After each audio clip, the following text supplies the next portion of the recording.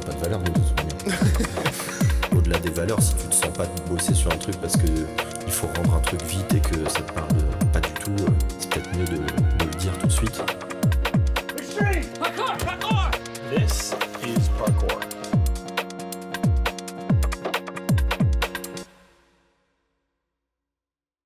Bonjour à toi, qui nous écoute certainement dans le métro ou sous la douche, et bienvenue dans Parcours, le podcast de Sachi et Sachi qui te donne toutes les clés pour bien commencer ta carrière dans la pub. Le concept est simple, c'est fait par les jeunes pour les jeunes. Ici, pas de langue de bois. On donne la parole aux juniors de l'agence pour qu'ils nous racontent sans filtre leur quotidien de jeunes publicitaires. Cet épisode est consacré au métier de team créatif. Mais avant de commencer, je peux savoir, vous êtes qui vous ? Alors, salut Alexandre. Salut. Moi je suis Karl, concepteur rédacteur social media, en team avec. Noé, Damn. DA Social Media. Comment vous êtes arrivé chez Sachi ? Ouais. Nous, on s'est mis en team déjà en fait à l'école, en 5e année de sup de pub.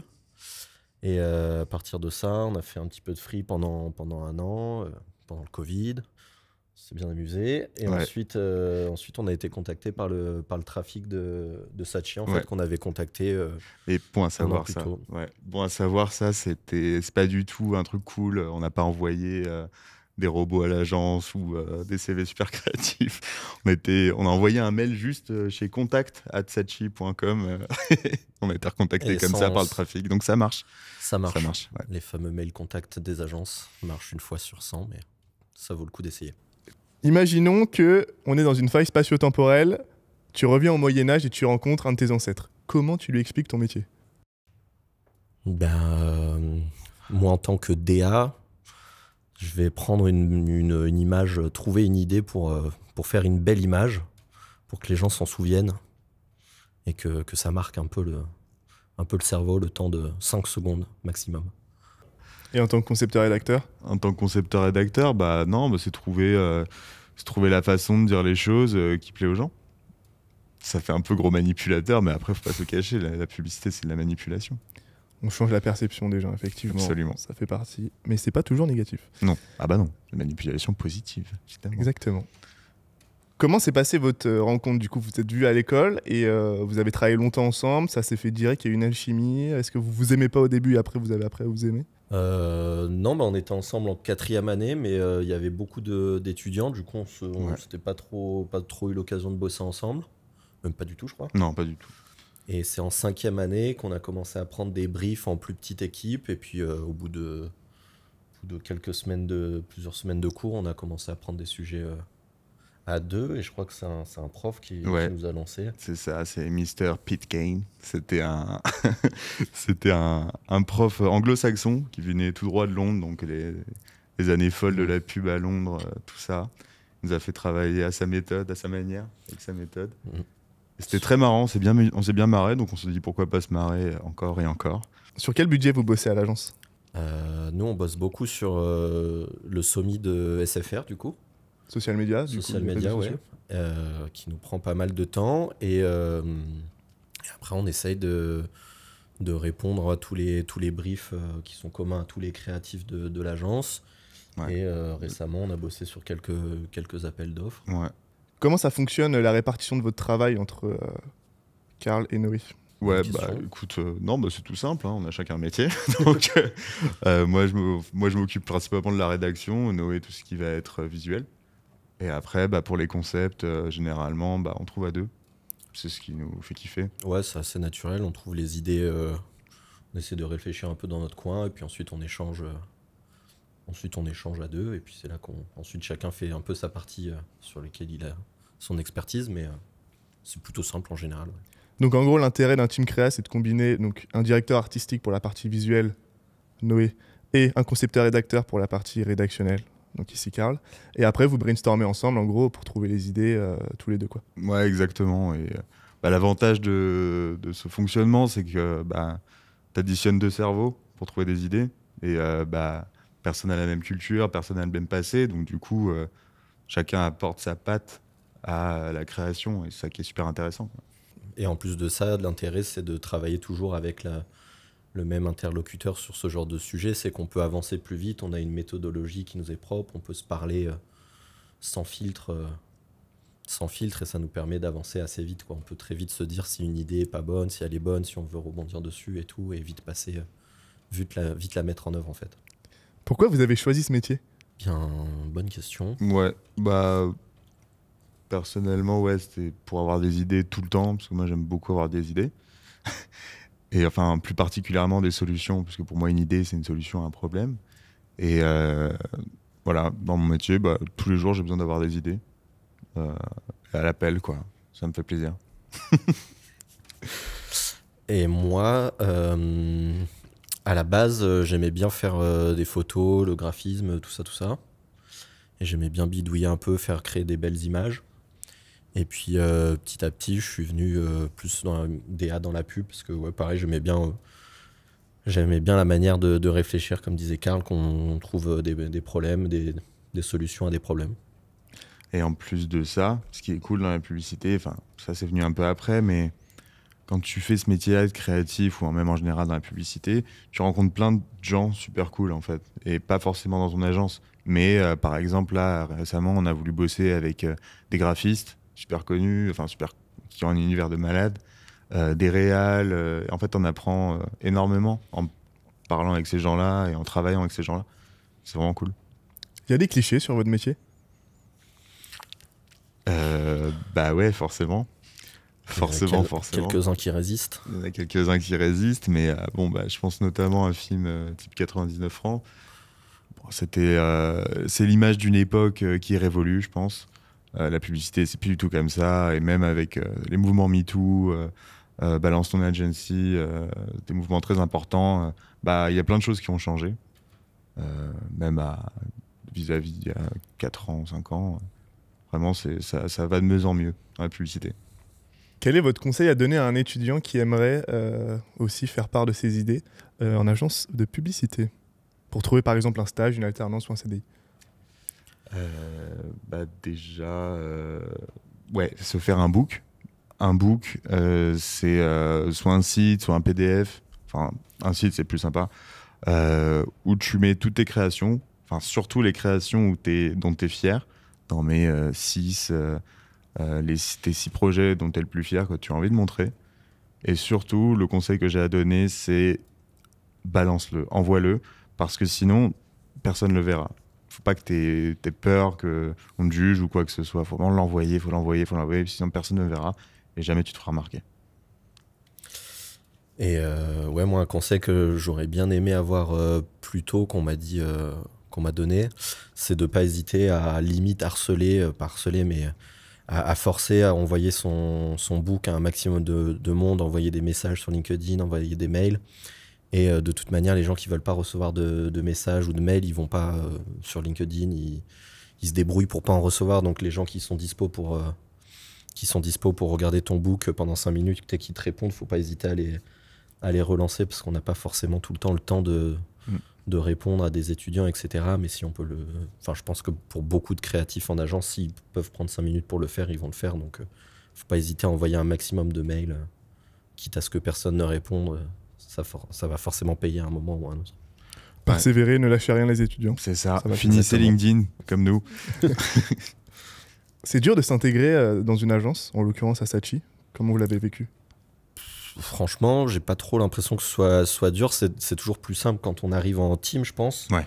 Parce que du coup, on a au moins une personne avec qui on s'entend déjà, qu'on connaît, avec qui on est un peu complice. Donc c'est beaucoup plus simple pour aller vers les autres, etc. Et puis le système d'agence, j'ai l'impression que, bon, comme dans beaucoup de travail, mais on est vite amené à travailler avec beaucoup de monde et vite échanger sur des questions professionnelles. Donc assez vite, on se retrouve à parler à du monde, donc j'ai pas l'impression que c'est très dur. Ouais, c'est ça. Et en plus, dans beaucoup d'agences créa, je trouve, enfin, ou en tout cas en création, bah, il y a un peu la meute, la créa, quoi. Donc c'est sympa. On est de la même espèce, on va dire. Donc toujours, on s'entend bien. Bah, on parle de films, on parle de... Tout le monde a beaucoup de culture, forcément, donc c'est cool. Après, bah, comme partout, quand tu intègres un groupe, bah, il y a des délires et tout, mais... Faut être patient aussi, mais ouais. C'est plutôt simple. Ça se fait simplement. Ouais. Faut rester soi-même. Faut surtout rester soi-même. Sinon, c'est cramé. Soyez-vous. Ouais. Soyez-vous. C'est un peu très bon. Une mission que vous avez kiffé? Je pense que moi, personnellement, c'était bosser sur des actives. C'est toujours ça le plus cool, je trouve, c'est quand tu as un brief et faut y répondre assez vite. Et les projets d'activation, en général, c'est ce que nous, on trouve le plus sympa à faire. Je vais peut-être expliquer un peu ce que c'est une active. Vas-y. Ben, je ne sais pas expliquer. Une activation est une opération de communication qui sort des médias traditionnels. Type. Ouais, c'est plus tout ce qui est Outdoor. activation hors média, tout ce qui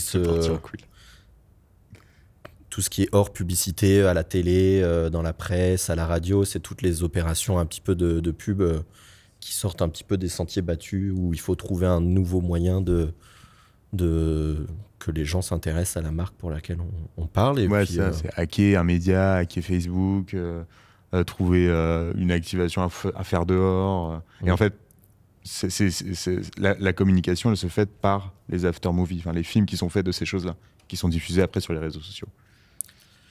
Et ça, en général, c'est les projets les plus cool. Ouais, c'est quand il y a c'est fun, quoi. C'est assez fun, c'est quand il y a tous les créas de l'agence qui bossent un peu sur le même sujet. Du coup, c'est assez cool. Par exemple, mettre une hache de Kratos sur le parvis de la Défense. La def. Bien kiffé. Très belle activation. Voilà. Et le revers de la médaille, il y a toujours des missions un peu reloues, mais qui sont nécessaires, qui sont obligatoires. Ouais. Faire mes feuilles de temps. Ah. Ça, c'est bien. Faire les feuilles de temps. Et je pense pour tous les créas, ce qui est toujours un peu relou, c'est de passer derrière certains projets qui passent de créa en créa. Ensuite, il y a des gens qui partent en vacances, donc il faut récupérer la patate chaude derrière. Et des fois, en agence, il y a des projets qui se passent un petit peu où il y a beaucoup de retours, il y a plusieurs gens qui travaillent dessus, donc il faut récupérer le sujet en route. C'est toujours un peu plus compliqué de travailler sur les idées des autres. Mais ça se fait quand même. Hein. On passe maintenant à la rubrique de la question d'un étudiant. On a demandé aux étudiants de l'EFAP de nous envoyer des questions pour avoir des insights et des interrogations qui touchent vraiment et qui sont ancrées dans le quotidien des étudiants en com, en l'occurrence. Êtes-vous inquiet face à l'arrivée de l'intelligence artificielle? Oui et non. Enfin, personnellement, oui et non, puisque on voit toutes les dingueries que ça fait, ChatGPT, Midjourney, et il y en a plein d'autres. En fait, surtout ça qu'on ne sait pas, c'est qu'il y en a énormément d'autres qui sont tout aussi poussés. Et faut peut-être prendre ça comme un outil et faire attention à comment tu utilises cet outil, puisque là, je vois plein de gens qui font... je sais pas, sur Twitter, je vois plein de gens qui font leur DM de maths avec ChatGPT et tout. Mais il faut faire attention à quand ils feront décoller un avion. Tu vois, ouais. faut pas trop s'habituer à ce genre de choses, puisque au bout d'un moment, la réalité, elle te rattrape toujours. Et faut pas perdre de vue qu'avoir des connaissances, c'est le nerf de la guerre. Voilà. Ouais, moi, ça me fait pas vraiment peur dans le cadre de la pub, la création et tout. C'est un super outil pour créer des images, trouver des bouts de texte, etc. C'est hyper fun de s'en servir, etc. Après, ouais, comme disait Karl, sur un point de vue plus sur la société, etc. Ouais, il y a beaucoup de dangers sur les fake news, etc. Mais d'un point de vue créatif, c'est un super outil. Je pense pas que ça va nous remplacer en tant que créatifs. Ouais. Nous, notre travail, ça sera toujours de transformer quelque chose de créatif, l'adapter au message d'une marque, à une stratégie, etc. Donc, tôt ou tard, il y a une AI qui va bien réussir à faire tout ça, mais pour l'instant, c'est plus des outils qui servent à trouver quelques bouts de mots, des bouts de phrases sympas, des débuts d'idées qui peuvent être retravaillés, ou alors des images qui peuvent servir à vendre l'idée, mais pas encore. Ouais, vous voyez plus comme un outil, comme un concurrent, quoi. C'est ça. Ouais. Et en plus, si tu t'intéresses un peu à comment c'est fait, une IA, c'est sur tout ce qui a déjà été fait. Ça synthétise tout ça. Alors que notre métier, c'est de faire des choses qui n'existent pas. Et du coup, c'est pour ça qu'on n'est pas trop inquiété, puisque justement, ça nous pousse à encore être meilleurs, tu vois, à trouver des nouvelles solutions. Ce que les IA n'arriveront pas forcément à faire. L'intérêt de ce podcast, c'est aussi de mieux comprendre votre métier. Donc, on a une rubrique avec des questions qui sont axées sur le métier de créatif en agence. La première question, est-ce que tout le monde a accès aux briefs qui sont lancés? Est-ce que tous les créas ont accès aux briefs qui sont lancés? Ou certaines marques sont réservées à certains créas Ouais, alors c'est un vaste sujet, que ça dépend un peu des agences, etc. Mais souvent, c'est... chez Saatchi, en tout cas, il y a des créatifs qui travaillent plus souvent sur un compte que l'autre. Ils ont nous, par exemple, on travaille souvent sur le social media de SFR. C'est un peu le compte qui nous occupe le plus. Après, c'est la charge des trafics qui dispatche un peu les briefs en fonction des différents créatifs dans l'agence. Il y en a qui sont plus seniors, qui vont plus avoir une expertise pour écrire des films. Il y en a pour faire du print. Il y en a pour faire de l'activation. Nous, ça va être plus le social media. Donc, c'est le trafic qui redispatche en fonction de la demande du client, savoir qui est le plus apte à répondre au brief. Après, ouais. Et après, il y a ce qu'on appelle les golden briefs, où là, c'est des sujets qui sont en général des assez gros sujets et qui sont assez cool pour l'agence et pour tous les créas. Et là, tous les créatifs de l'agence vont avoir 1 semaine, 2 semaines, 3 semaines pour proposer des idées. Et c'est le directeur de création qui choisira les meilleures idées. Est-ce que si par exemple il y a une marque que tu adores et sur laquelle tu es inspiré, que tu as vraiment envie de bosser dessus, tu peux essayer d'aller négocier pour aller amener quelques idées dessus, ou c'est mort? Ah bah oui, de toute façon c'est gagnant-gagnant. De toute façon, on va pas te dire non juste pour le fait que tu travailles dessus, quoi. Ouais, après, c'est toujours plus simple quand le client est déjà à l'agence, parce qu'il y a déjà un contact qui existe avec le client. Après, si tu as une super idée pour un client qui n'est pas dans l'agence, après, c'est aux commerciaux, au planning stratégique de voir si tout le monde arrive à suivre et à lui présenter l'idée, quoi. Oui, c'est vrai. Ma question, elle était du coup orientée sur les marques qu'il y a à l'agence, mais tu as raison, tu soulèves un bon point. Si vous avez des proacs, des idées, on va dire proactives, qui viennent pas d'une demande d'un brief, qui sont super cool pour un client, on peut toujours essayer d'aller les vendre aux marques concernées, quoi. Exactement. Bah, après, ça devient un peu le monde des affaires et des responsables d'agences business, etc., qui vont dire si oui ou non on peut aller vers un client, parce qu'il y a des contrats, on peut pas non plus faire n'importe quoi, hein. Si on veut présenter une grosse idée à un client concurrent de notre client, c'est sûr que c'est impossible. Mais il y a des possibilités. S'il y a une bonne idée, dans tous les cas, on peut toujours la présenter. Les clients, ils sont toujours prêts s'il y a une bonne idée, hein. Est-ce qu'on peut rentrer en agence quand on n'est pas en team, en tant que créatif? Ah oui, totalement. Non. Totalement. Si, pardon. C'est plus dur? Totalement, bah non, c'est pas plus dur ou moins dur. Après, ça dépend de ce que l'agence a besoin. Tu vois, il y a des agences qui cherchent à ce moment-là qu'une team créa, ou à ce moment-là qu'un DA, qu'un CR, tu vois. Après, bah, nous, on a fait le choix de rentrer en team, puisque bah, on sait que en team, bah, tu vas forcément travailler qu'avec la même personne, comme on disait avant. Et en plus, tu prends des sujets qu'à toi, entre guillemets. C'est-à-dire, tu vas prendre plus des idées où tu as besoin de réfléchir. Tu vas prendre à deux, tu vois. En plus, les projets Et, dès le début. par exemple, un CR, ça va faire des fois que des newsletters, tu vois, qu'au début, parce qu'il est tout seul. Et tu n'as pas besoin de DA, tu vois. Quand on est en team, souvent, quand on rentre en junior, en team, on a plus souvent les projets on reçoit les briefs dès la création du brief. Alors que quand on est junior en tant que DA, par exemple, c'est un peu pareil. Souvent, on est à la limite entre le DA junior et l'assistant quand on commence. Où là, on va faire beaucoup de déclinaisons, de projets un petit peu moins intéressants. Donc, c'est possible, mais c'est peut-être ça peut être plus dur, quoi. Ça dépend après des cas, hein. Tout est... Est-ce que vous avez un conseil à donner par exemple, un DA ou un CR qui cherche un team pour entrer en agence? Parce qu'en vrai, c'est un peu comme un mariage, non, de se mettre en team. Si tu vas voir longtemps ton binôme. Non, pas du tout. Bah, moi, j'ai jamais été dans la situation où je devais chercher un team. Donc, je n'ai pas de conseil à donner, à part offrir des choses. Mais peut-être au niveau de la relation, qu'est-ce qui est le plus important? Quel est le critère pour choisir son team? Bah ouais, je sais pas. Il y a beaucoup plus de DA que de CR en école. J'ai l'impression que ça change pas trop ça. Enfin, j'ai l'impression que c'est... On est raw. Il y a pas beaucoup de CR. C'est vrai que dans mon école, il n'y a pas beaucoup de CR. Il n'y a pas beaucoup de CR. Donc c'est vrai que pour les DA, c'est peut-être un peu plus dur de trouver un CR. Après, on peut aussi faire une team avec 2 DA si de toute manière, ce qui vous plaît, c'est de trouver des idées. Et ça peut se faire avec 2 DA. Donc il y a aussi cette option qui fonctionne en agence de plus en plus. Mais pour répondre à la question, ouais, je sais pas, il n'y a pas forcément de critères, et c'est plus écouter un peu le feeling, si ça se passe bien, s'il y a un projet où ça se passe bien, bah, réessayer sur un deuxième, sur un troisième. Après, ça se fait assez naturellement au final, parce que je pense. Ouais, c'est principalement une question de feeling que d'aller essayer de trouver le meilleur DA ou la meilleure CR pour avoir des super idées Bah tout non, le temps. clairement pas. Parce que quand tu vas réfléchir à deux, si c'est un énorme connasse ou un énorme connard, un peu la flemme, quoi. Puisque Ouais, tu ça vas marchera passer toute ta journée avec cette personne-là. Et si tu t'entends pas avec elle, mais l'enfer. Prends quelqu'un avec qui, oui, il faut que tu l'admires un peu dans son travail. Mais aussi, faut qu'il y ait une belle entente. Ouais. T'admires Noé, toi? J'admire pas Noé. Je l'aime d'amour professionnellement. Pareil, c'est beau. Et si, pour préciser, il faut aussi se dire que c'est intéressant d'avoir un team, que ce soit CR ou DA, qui est complémentaire aussi. Si le CR, il réfléchit pas de la même manière que soi, ou si il appréhende les choses d'une manière différente, c'est pas un mauvais point. Ça peut paraître un peu inquiétant au début, mais c'est intéressant d'avoir quelqu'un qui réfléchit différemment. Parce que du coup, ça devient une team qui est assez complémentaire. Donc ça peut être un des critères, même si c'est pas vraiment un critère, c'est plus du feeling. Ouais, faut être différent. C'est cool d'être différent. C'est facile de vendre son idée une fois qu'on l'a orchestrée de notre côté pour aller la vendre après en PB. Ah non.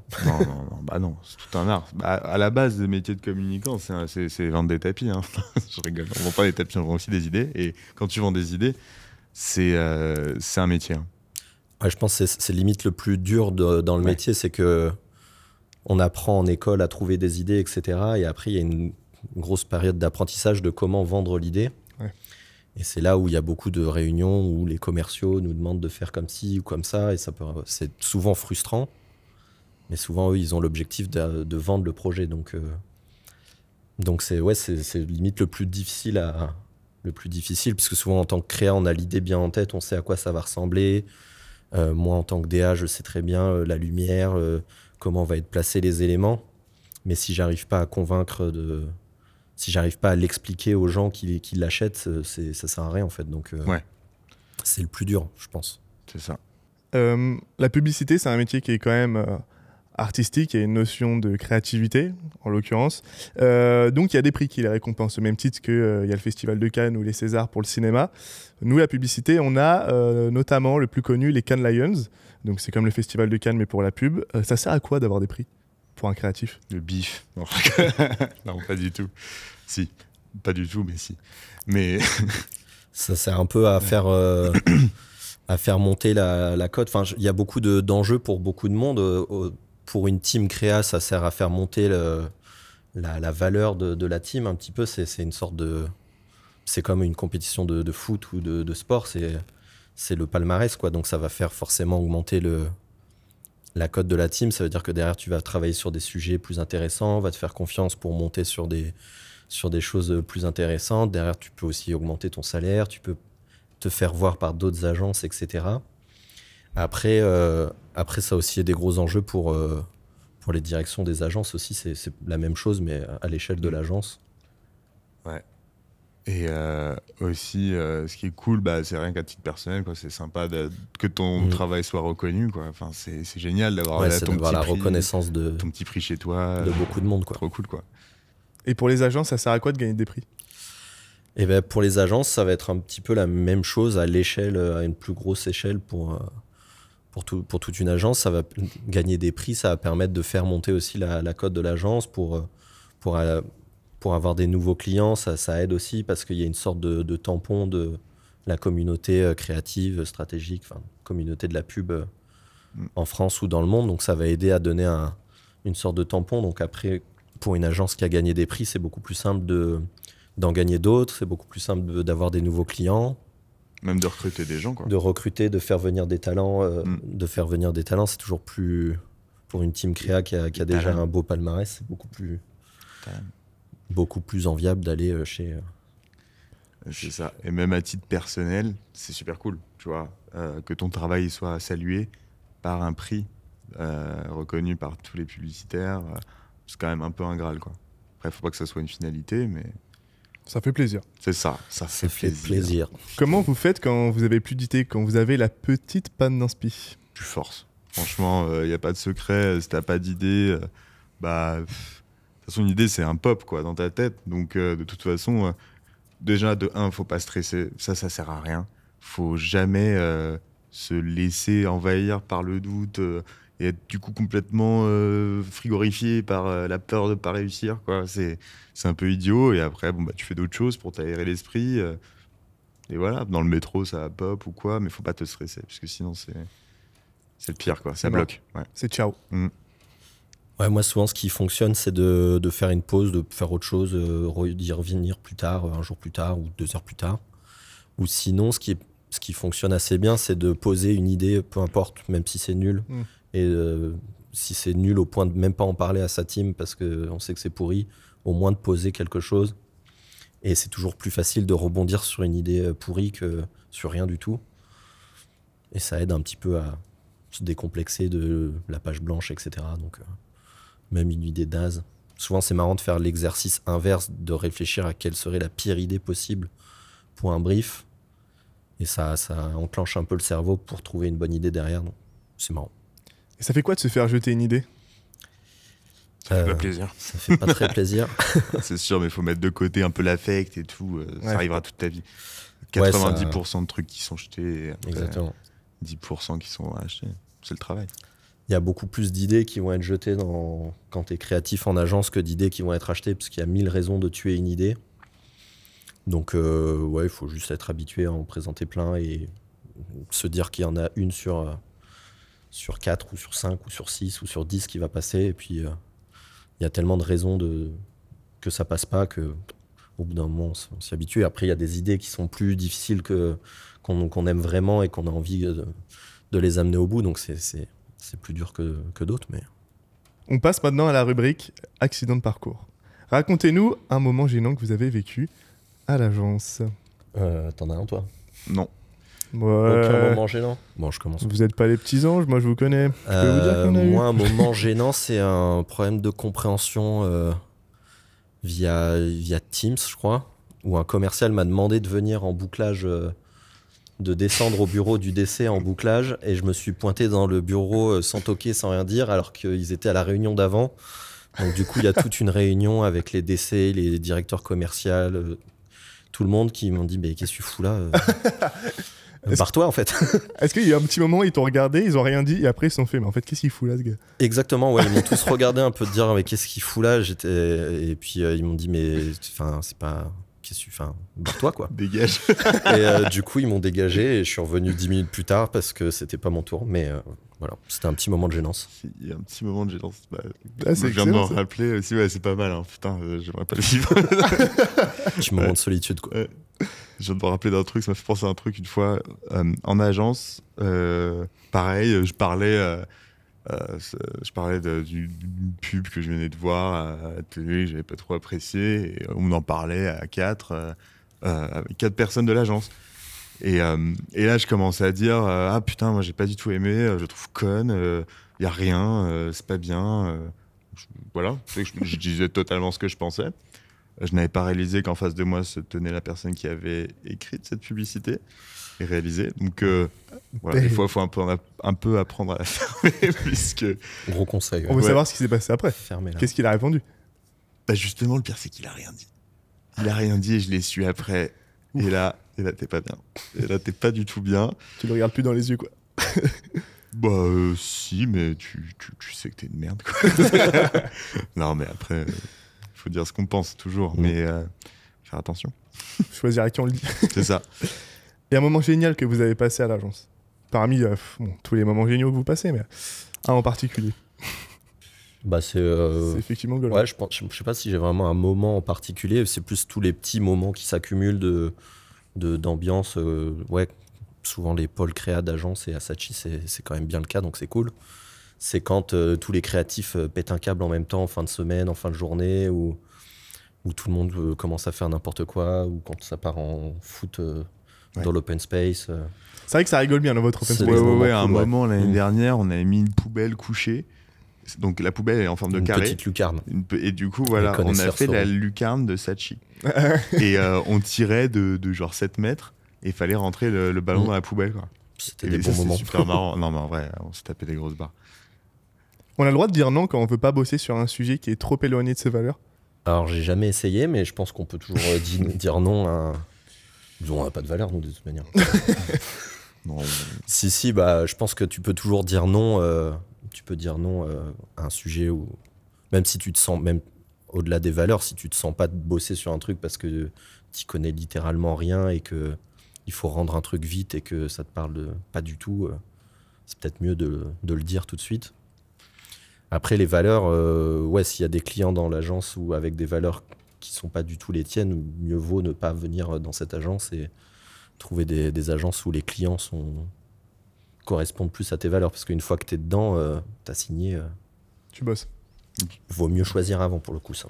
et tu parles de quoi? Genre des trucs pharmaceutiques? Non, par Total, exemple, je sais pas si t'es très attaché à vente des d'armes. valeurs d'armes, pas du tout, à des valeurs écologiques et que tu travailles pour un budget qui a malheureusement des conséquences sur l'environnement très fortes et que t'as pas envie d'aider cette entreprise à se développer. Ouais, bah, ouais, pour moi, vaut mieux éviter de postuler dans des agences qui va avoir ce genre de compte, ce genre de client où c'est contre tes valeurs. Parce qu'une fois que tu y es, tu peux toujours demander de pas trop en parler ou pas trop bosser sur ces sujets-là. Mais bon, c'est plus compliqué. Ouais. Est-ce que tout se fait par réseautage dans la pub? Par réseautage. Réseautage. Bah, c'est toujours mieux, bien sûr. Si tu as une connaissance qui travaille dans l'agence où Oui. t'as envie, tu rêves de travailler, bah évidemment, tu vas. Après, c'est contre Après, se l'interdire, mais non, il y a une tu grosse travailles pas partie de par, réseautage, mais je suis en train de parler. Faut pas lui couper la parole. très bien. Par exemple, vous, ça ne s'est pas fait par réseautage, Non, d'après ce que je clairement comprends. Pas vraiment, non. Bah, on a fait du réseautage pendant un bon moment, quoi. Donc ça a quand même servi de connaître, rencontrer des gens, mais au final, on a été embauché dans une agence où on avait juste envoyé notre book et c'est notre lead qui a vu le book, qui a dit que le book était sympa et qui nous a pris là-dessus. Donc, vaut mieux avoir un bon book et pas de réseau qu'un très bon réseau et un book tout pourri, mais dans l'idéal, vaut mieux avoir les deux, quoi. Oui, il faut démystifier ce truc de c'est pas non plus un milieu si fermé que ça, on peut quand même y rentrer même si Ouais. on n'a pas de point d'accroche.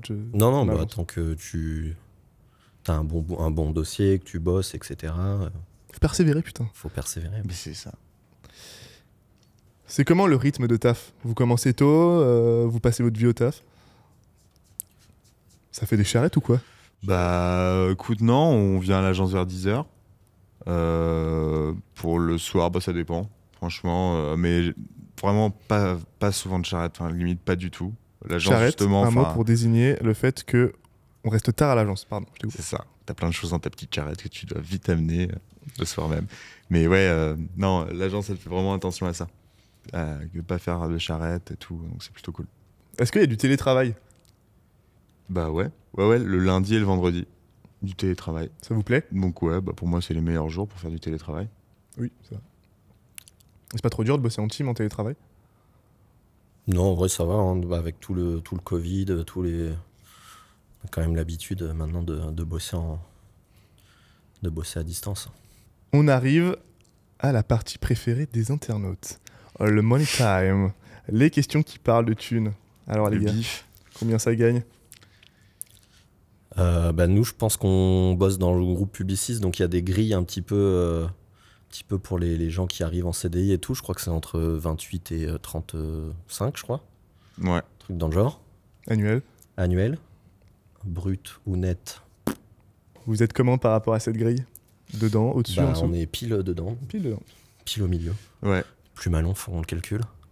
Quelle a été votre réaction quand on vous a annoncé votre salaire? Bon, pour un premier taf, je trouvais ça plutôt bien, tu vois. Après, c'est vrai, quand tu sors de tes études, tu t'attends toujours à avoir le plus possible, tu vois. Mais C'est pas la branche de la com la mieux payée, je pense. Quand t'es créé en agence, c'est un peu difficile de négocier son salaire, etc. Mais en vrai, ouais, nous, on n'était pas trop... Enfin, moi, j'étais pas très étonné de ça. C'est un petit peu le salaire de début pour une team créée en général. Après, il y en a qui vont faire plus, il y en a des agences qui vont faire beaucoup moins, mais c'est à peu près la moyenne, je pense. Pour rassurer les gens qui trouvent qu'on n'est pas assez payé dans la pub, dites-vous que plus on fait un métier qui est cool, moins on est payé, malheureusement. C'est ça. Est-ce que vous avez essayé de le négocier? Oui et non. On a un peu discuté dans nos premiers entretiens. Après, ce qui est difficile, c'est qu'on fait pas forcément dans des grandes agences, on fait pas forcément les entretiens avec les gens qui signent le salaire ou les gens des RH, etc. Donc les gens qui nous recrutent, ils n'ont pas forcément la main sur ta fiche de salaire, Bon à savoir. sur ta fiche de paie. Donc ouais, je pense que pour le coup, ça vaut le coup aussi d'insister, de demander, etc. Parce que il y a beaucoup de strates de gens, de RH, de direction, etc. Donc ça vaut le coup de demander, d'insister un petit peu, je pense. Après, ça vaut le coup aussi des fois d'insister, mais comme c'est notre premier taf, tu vois, on va pas arriver en disant salut, je vaux tant, tu vois. Après, faut toujours bien s'estimer, mais quand t'as pas de background genre CDI derrière, c'est un peu dur quand même de négo. Enfin, je trouve. Et du coup, quand tu as un peu d'expérience, pour renégocier ton salaire, tu conseillerais de l'utiliser pour dire ok, là j'ai taffé tant, j'ai réussi ça. Ouais, clairement, en fonction de tes réalisations, tu vois. On parlait des prix tout à l'heure, mais après, ton book, tu le gardes tout au long de ta vie, tu vois. Donc, les trucs que tu as sortis, les trucs que tu as réussi à vendre, bah ça pèse en ta faveur, tu vois. Pour avoir plus d'argent. On arrive déjà à la fin de l'interview. Oh non! Ne pleurez pas tout de suite, il reste une question. Si vous étiez un slogan, lequel seriez-vous? Respectons l'eau de Ricard. Je trouve ça si malin. Très bien, effectivement. Alors moi, c'est pas vraiment un slogan, c'est un bouclage de film. Et je pense que je serais sur « On est sur une très bonne nouvelle pour les personnes qui souffrent de dents sensibles ». Ceux qui auront la ref. Très bien ça. C'est dit par un vrai dentiste en plus, donc c'est ça qui est cool. Eh bien écoutez, merci beaucoup les gars, c'était très très cool. Vous pouvez retrouver tous les autres épisodes de Parcours sur les plateformes de streaming. On parle de tous les autres métiers d'une agence de pub. Donc si vous hésitez encore sur l'avenir de votre carrière professionnelle dans la com, eh bien écoutez, c'est dispo. Ciao. Merci Alexandre. Parkour! Parkour! This is parkour.